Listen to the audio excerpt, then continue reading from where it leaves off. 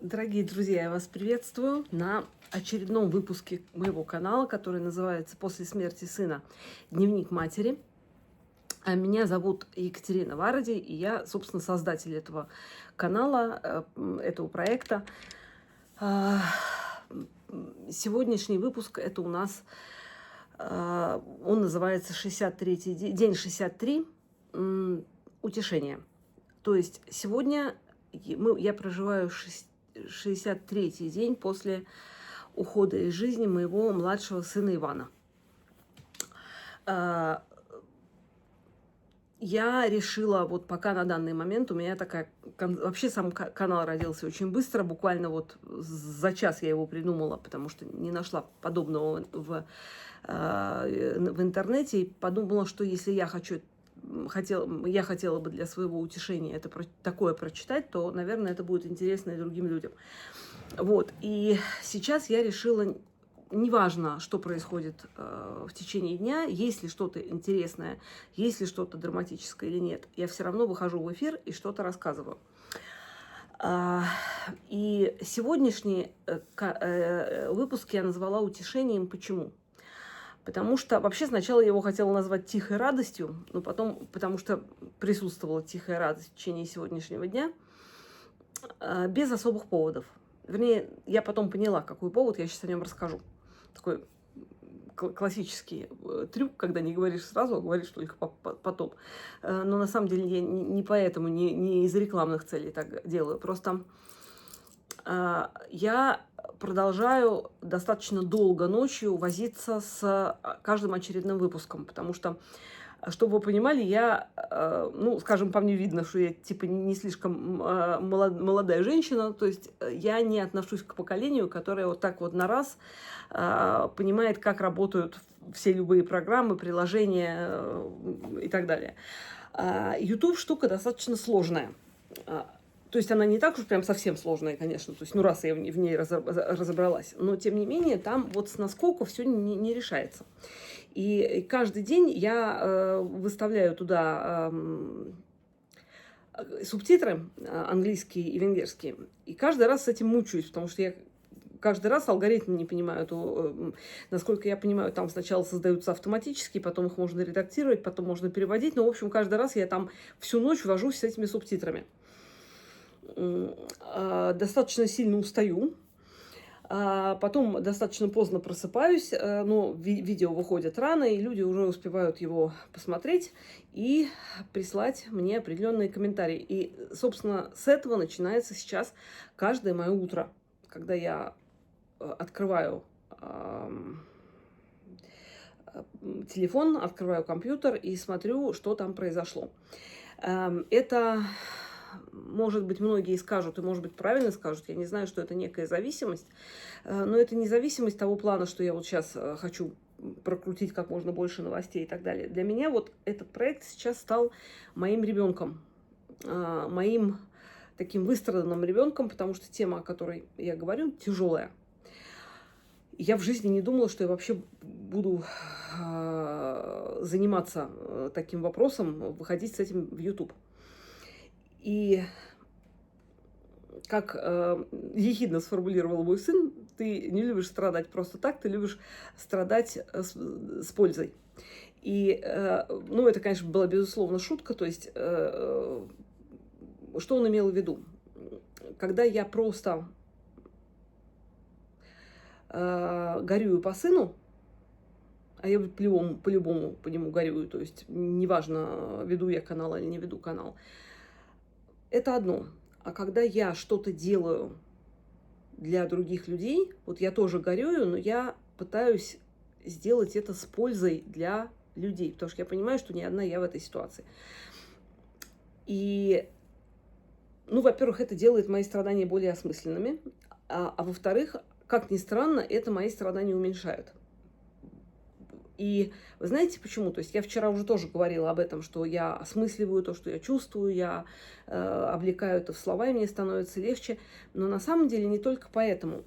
У меня складывается полное впечатление, вот ощущение, даже не впечатление, а именно ощущение ощущение сердцем, что все время рядом со мной незримо присутствует Ваня. Вот я недаром сегодня так разместила кадр, я могла бы убрать, ну, чисто по законам видеожанра, плохо, когда на заднем фоне там всякое дребезжание, там сейчас много всего, вы видите, там и иконы вы видите, там и свечи, и Ваня, и букет цветов торчит, вот, который я ставлю обычно около его фотографии и около икон одновременно.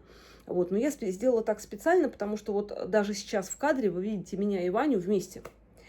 И вчера это настолько сильным было ощущение, что он у меня, Ваня, спал в комнате, которая смежная со мной, с моей.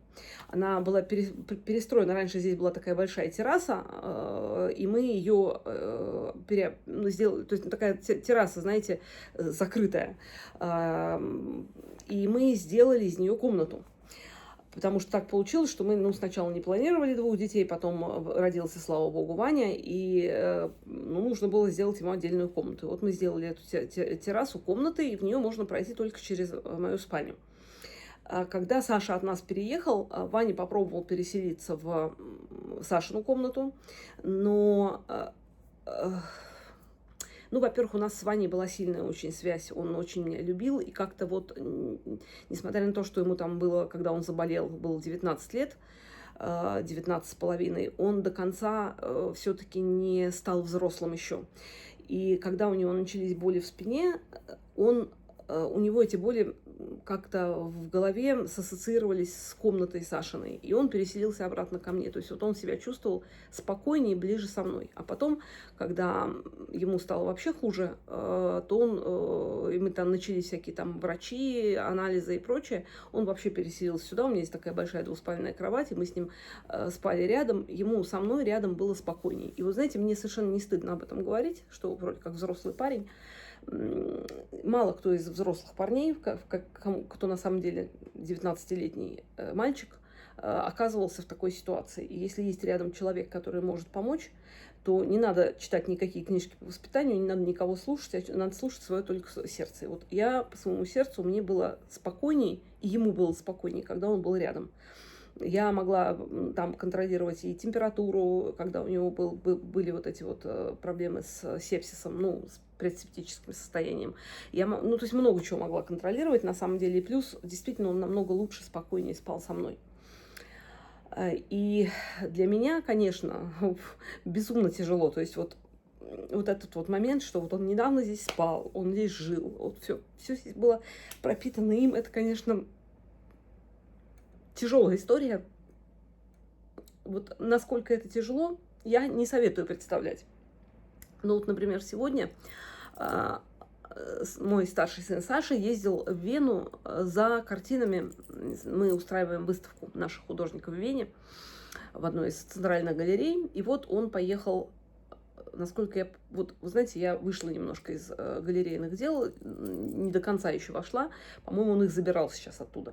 Выставка прошла, он забирал эти картины оттуда.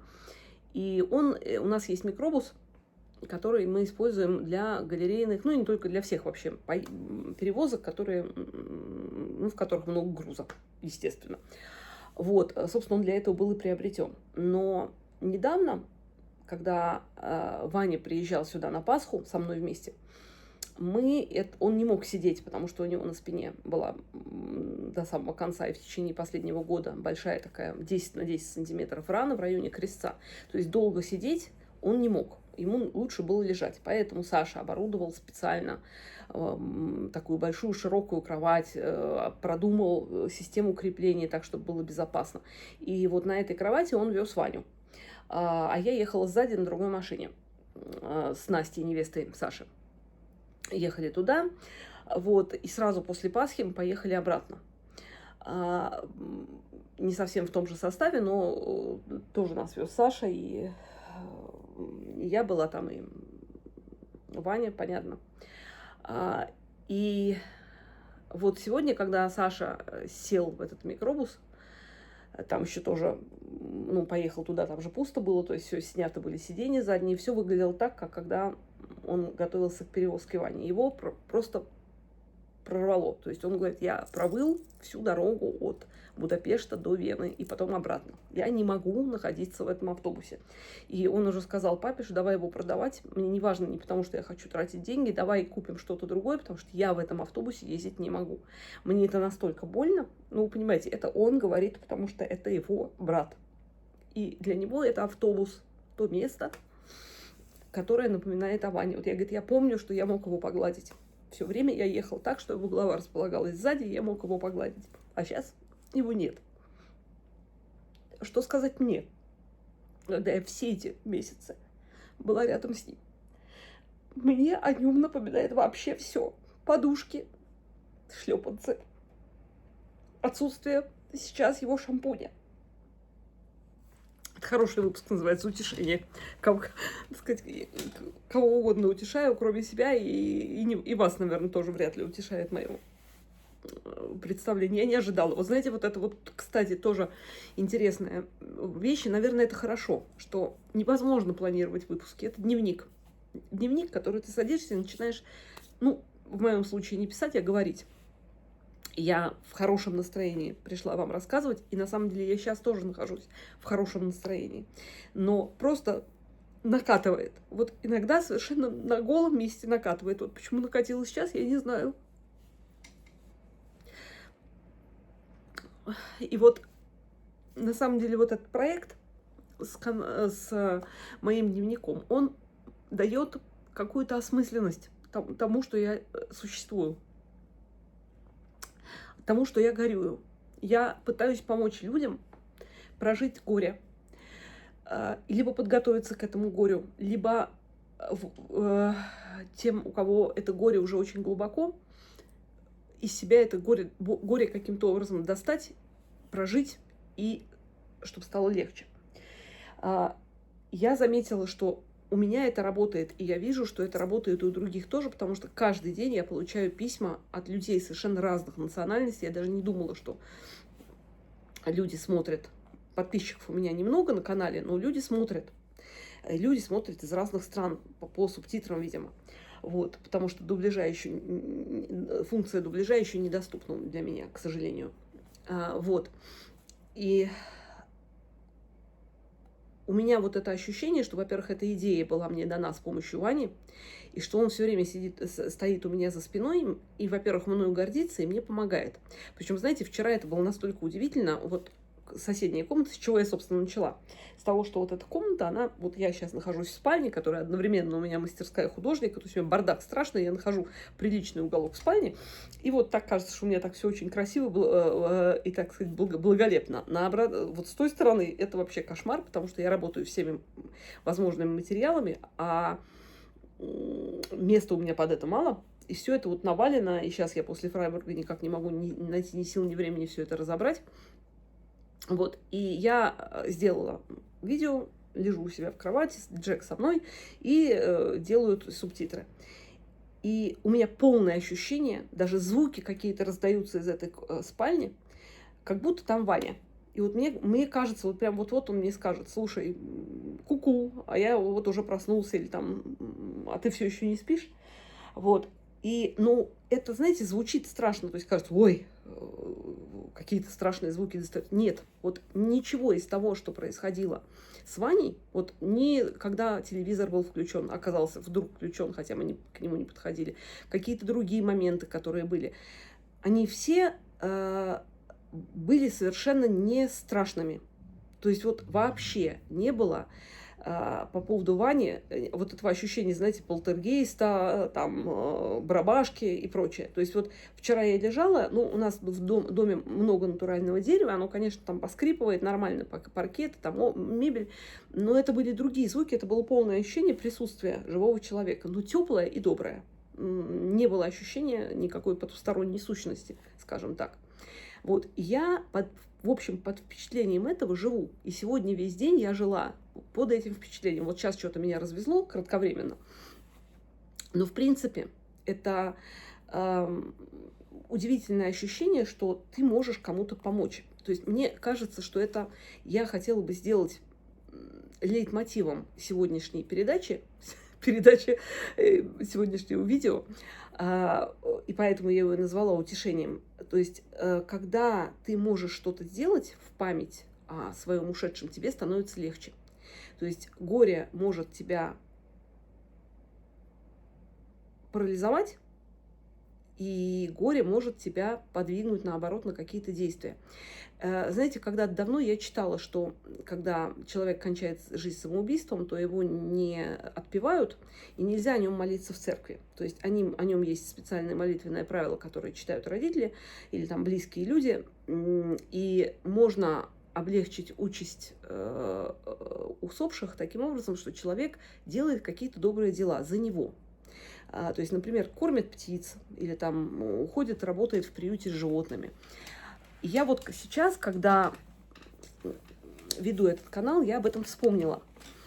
И тут, конечно, дело не в том, что Ваня не кончал с собой, это совершенно другая история, но вот эта необходимость чего-то делать, и когда человек что-то делает ради своего усопшего, это, во-первых, у меня полное ощущение, что укрепляет связь с этим усопшим.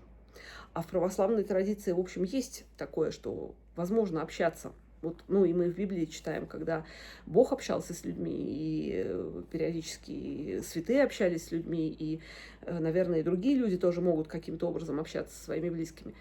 Причем, так сказать, легальным способом, не прибегая ко всяким спиритуалистическим штукам. Вот. И мне кажется, что вот связь укрепляется, и горе становится... Ну, то есть, когда ты чувствуешь, что он живой все время рядом, и он тебе помогает, то, естественно, горе становится меньше. Да, его не хватает физически, но вот это ощущение, оно тебя греет, оно тебе помогает. И поэтому, наверное, я бы сформулировала это как...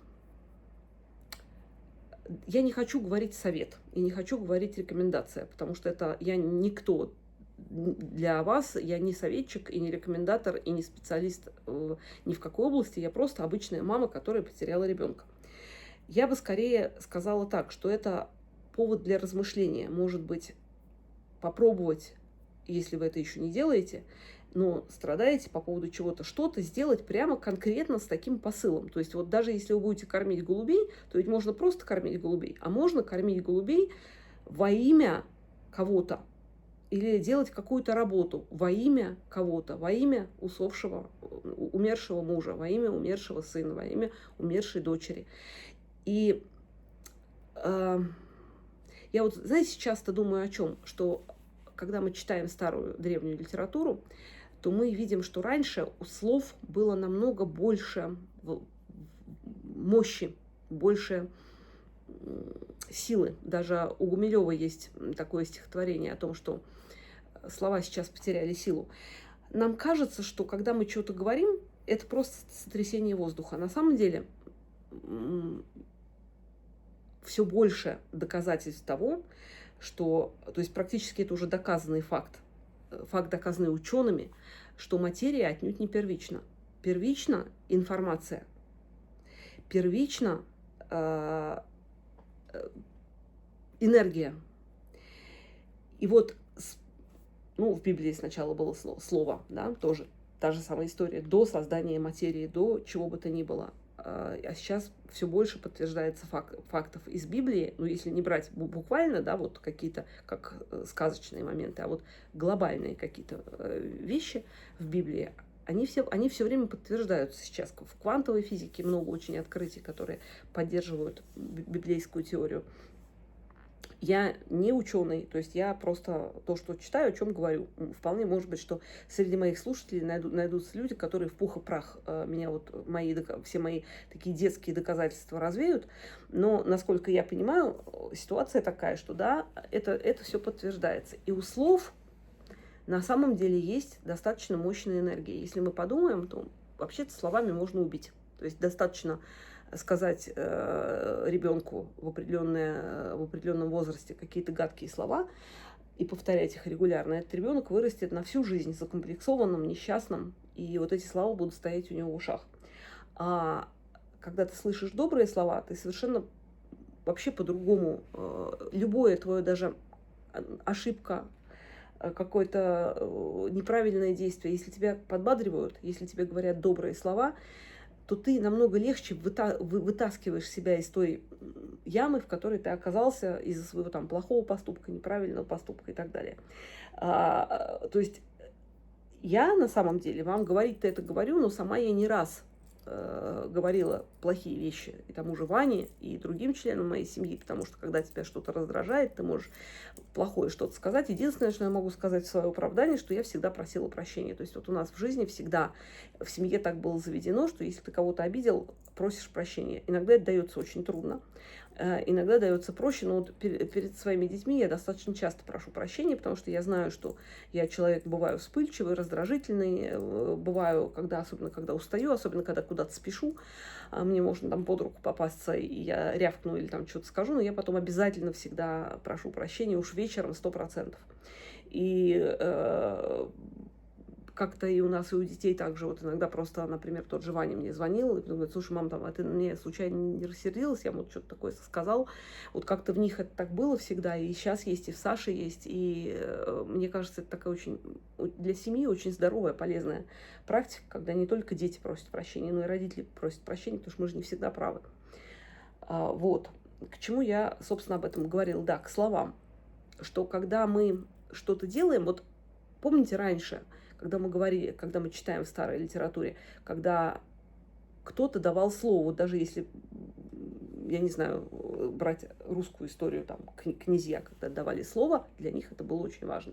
Библейская история, когда кто-то дал слово, вот почему у нас отрубили голову Иоанну Крестителю, потому что Ирод дал слово тем, с кем сидел за столом, что он исполнит любое желание своей падчерицы Соломеи. И вот Соломея попросила голову Иоанна Крестителя, и Ирод его казнил, несмотря на то, что очень любил и уважал, потому что для него нарушить слово было очень, потерять лицо на самом деле. И вот сейчас у нас слово «обет», оно как бы ничего не значит. Не в смысле обед как еда, а обет как обещание. Мы легко нарушаем любые обеты. Обеты о верности, которые мы приносим нашим супругам. Когда обеты о том, что мы будем с ними до самого конца жизни, когда заключается брак, государственный или церковный, неважно, эти слова все произносятся. Вот. Но это не слова, это обеты. И мне кажется, слова, мощь слов, энергия слов, она очень сильно недооценена в наше время. И поэтому, когда вы будете что-то делать хорошее для своего усопшего, то надо прямо это проговорить. Можно проговорить своим знакомым, можно проговорить членам своей семьи, проговорить самому себе, проговорить Богу, если вы верующий, проговорить для Вселенной, если вы неверующий.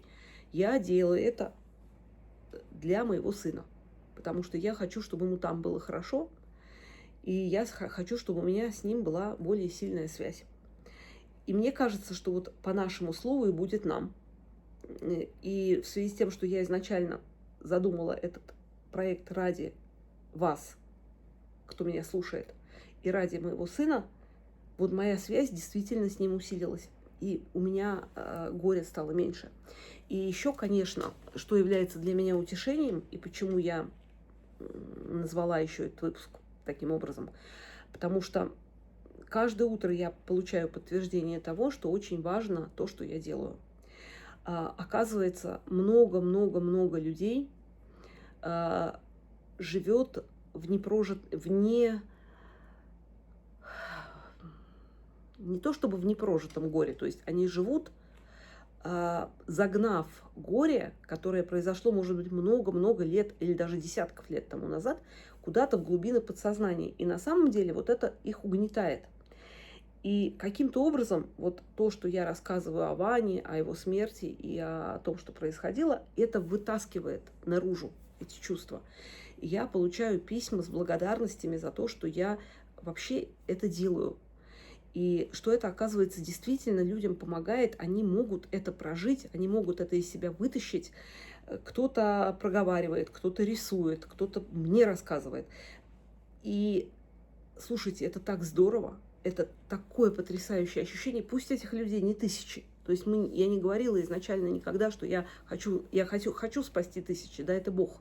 Но даже один человек, он ничуть не меньше, чем 1000. Даже одному человеку, когда помогаешь, это великая радость. Вот. И вот это для меня действительно большое утешение. То есть я утром просыпаюсь, я смотрю, что мне написали, и каждый день я получаю не по одному письму. Вижу, что просмотров еще не очень много, но также я понимаю, что формат длинный, и люди не факт, что будут смотреть, даже вот посмотрели одно видео, ну, не факт, тема тяжелая, и смотреть ее просто так каждый день не факт, что будут. Но зато это тема, которая будет жить долго-долго-долго, в том плане, что, к сожалению, люди умирают, у них остаются близкие, и всегда можно попробовать найти себе утешение в чем-то. Я хочу еще потом, в связи с тем, что мой канал начался с 58-го дня, до этого было 58 дней, не менее тяжелых, более тяжелых даже. Я хочу потом сделать отдельные выпуски, собственно говоря, и про смерть, и про первые дни после смерти ребенка, потому что там тоже есть вещи, о которых стоит подумать и которые могут помочь. Вот я пока не знаю, как я это буду втискивать во временные рамки, потому что там 2 видео за день я вряд ли осилю, тем более у меня там есть еще работа и прочее. Но вполне может быть, что через некоторое время, когда там пройдет полгода, скажем, после смерти Вани, я увижу, что уже не настолько острые эмоции, и можно выпускать видео не каждый день, а там раз в 3 дня или раз в неделю. Вот. Пожалуй, сегодня я не хочу больше ни о чем говорить, потому что я обещала говорить о чувстве вины.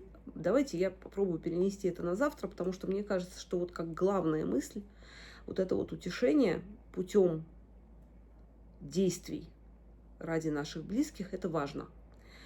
И утешение, и опять же, это еще очень важный момент, что вот смотрите, прошел только идет только 63-й день, то есть все давно не так давно произошло, а у меня уже ощущение утешения есть. У меня есть дни, когда я не плачу. У меня есть дни, когда я с радостью делаю какие-то вещи. Сегодня я начала разбираться у себя в студии, наконец-то. Потихонечку, не сильно напрягаясь. Поговорила с родителями, пошутила, посмеялась, поскроллила интернет, прочитала родителям какие-то смешные истории. Пошли с мужем, погуляли с Джеком. Говорили тоже о бизнесе, о работе. Я видела, что как-то и... Кстати, мужу я только вчера рассказала об этом канале, потому что он у меня не человек соцсетей, он в Фейсбуке его вообще нет. Но с учетом того, что я один раз опубликовала пост о нашем 35-летнем юбилее свадьбы, и он не знал об этом. Я не подумала о том, что надо его предупредить. И когда он приходит с работы и мне говорит: слушай, говорит, я вообще не понимаю, почему меня каждая собака поздравляет в городе. То есть куда бы я ни шел, мне везде говорит: о, мы тебя поздравляем, у вас было 35 лет свадьбы. Откуда народ знает? Тут мне пришлось признаться, что я сообщила это в интернете, значит, опубликовала наши фотографии, и сейчас я подумала, что было бы неплохо его, в общем, предупредить, потому что если сейчас ему будут говорить об этом канале, который на самом деле это вам не годовщина свадьбы, это, в общем, канал тяжелый, может быть, для него это будет неприятным каким-то сюрпризом, поэтому я его предупредила, сказала: слушай, вот ты как к этому относишься? Он говорит: без вопросов никаких. Никаких отрицательных эмоций его нет. Делай то, что ты считаешь нужным, то, что тебе подсказывает твое сердце, сказал он мне, за что я очень вообще люблю моего мужа. Он настолько... Я его вообще люблю просто за то, что он есть. Но вот особенно я его люблю за то, что он никогда не пытался меня сделать не самостоятельной, какой-то зависимой от там его решений каких-то. Мы очень много решений принимаем, практически все решения коллегиально, но, конечно, вот такие мои финты, типа начать рисовать, взять какой-то курс, начать лепить, строгать, клеить, там, это я решаю полностью сама, и он никогда в это дело не вмешивается. Это очень здорово на самом деле. Вот, и я его очень за это отдельно люблю и уважаю. Вот. Так что сегодня, наверное, сегодня на этом все. Я сейчас сегодня выпуск немножко покороче, поэтому я надеюсь, что мне сегодня не так долго придется возиться с субтитрами, и я сегодня посплю немножко. И попробую все-таки найти эту функцию дубляжа, каким-то образом ее вытащить на свет Божий. Вот. А на сегодня я хочу вам сказать, мои родные, спокойной ночи. Я желаю, чтобы каждый из вас, кто меня слушает, на каком бы этапе вы ни находились, чтобы вы нашли для себя утешение, если вам плохо. А если вам неплохо, слава богу, если вам хорошо, то просто, знаете, сделайте себе такой мысленный крючочек в голове, что когда плохо, действие очень часто изгоняет боль. Действие, сделанное и проговоренное ради наших близких. И, кроме всего прочего, еще важный момент, который, знаете как, и это пройдет. То есть все когда-то проходит, все когда-то становится. Вот когда Ваня ушел, и я прожила первые страшные дни без него, мне казалось, что это никогда не кончится. Вот эти безумная боль и какой-то ужас запредельный, и все. Вот прошло уже 63 дня, я начинаю приходить в себя. Да, у меня еще далеко не все идеально. У меня, вот, например, абсолютно не падает вес. Вот я ем мало. У меня такое ощущение, что наоборот даже он растет. Какой-то то ли гормональный сбой, то ли еще что-то, то ли на фоне стресса там произошла какая-то очередная фигня со щитовидкой. Потому что я заработала болезнь Хашимото как раз в прошлый раз со стресса, когда мы потеряли много денег вот из-за отзыва лицензии в банке. Вот, и я пыталась это разрулить. Мне казалось, что я спокойная такая в тот момент, но тем не менее потом грохнула это по щитовидке. Вот не знаю, чем это грохнет сейчас, потому что стресс несравнимо более сильный, чем какой-либо стресс, который я испытывала в жизни. И понятное дело, что стресс длительный, то есть я с почти 2 года нахожусь в состоянии войны. В состоянии войны с болезнью, сначала Ваниной, потом войны с горем после его ухода. И войны с миром, потому что я никак не могу принять тот факт, что его лечили неправильно и что невозможно было ничего сделать. То есть я периодически, несмотря на то, что я вроде верующий православный человек, но ловлю себя на эмоции большого гнева по отношению к врачам. И я стараюсь это от себя отогнать или там проговорить каким-то образом, но чтобы это меня не сжигало изнутри, потому что когда начинаешь об этом думать, то хочется просто рвать на себе волосы и биться головой об стенку и переубивать всех вокруг, врачей имеется в виду, ну не всех, а избранных, скажем. Вот. Но об этом думать нельзя, потому что это ничего не изменит. То есть надо понимать, что не факт, что, во-первых, вообще любое наше восприятие, оно безусловно, может быть ошибочным. Поэтому вообще я не думаю, что Ваня одобрил бы, он человек был всегда такой очень медленный на осуждение, он всегда всех оправдывал. Поэтому я думаю, что вот даже ради него я стараюсь эти эмоции от себя отгонять. Вот, я вам желаю, мои дорогие, утешения, хорошего дня для тех, кто день начинает, спокойной, светлой ночи, без всяких плохих снов, без кошмаров, безо всего, а с добрыми, хорошими снами, если вы ложитесь спать. Я посылаю вам лучи добра, утешения, принятия. Я уверена, что вы это почувствуете. Вот не знаю, абсолютно уверена, что я даже уверена в том, что вот даже если через 10 лет вы будете смотреть это видео, вы это все равно почувствуете. Вот я не раз убеждалась в этом, и я абсолютно уверена, что это так будет. Я вас всех мысленно обнимаю. Спокойной вам ночи. До свидания.